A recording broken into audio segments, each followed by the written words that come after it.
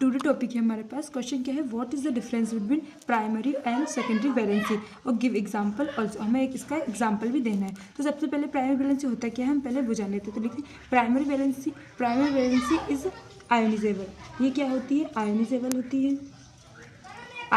होती है एंड और जबकि सेकेंडरी, अब हम सेकेंडरी वैलेंसी में, सेकेंडरी वैलेंसी क्या होती है, सेकेंडरी वैलेंसी नॉन आयोनिजेबल होती है,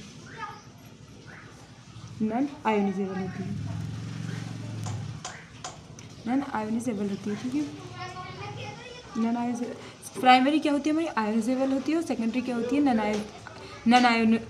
आयोनिजेबल होती है, ठीक है। अब इसमें जो इस फिगर में जो रिप्रेजेंट हो रहा है, जो डॉटेड लाइन है वो किसको रिप्रेजेंट कर रही है, हमारी प्राइमरी वैलेंसी को, और जो सॉलिड लाइन है ये किसको रिप्रेजेंट कर रही है, सेकेंडरी वैलेंसी को, ठीक है। अब हम इसका एक एग्जांपल देख लेते हैं।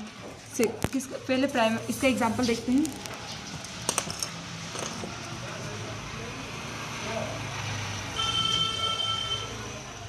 एग्जांपल लिया है हमने CONH3 ले लेते हैं और लेंगे NH3 लेंगे, फिर 6 और Cl3, ठीक है।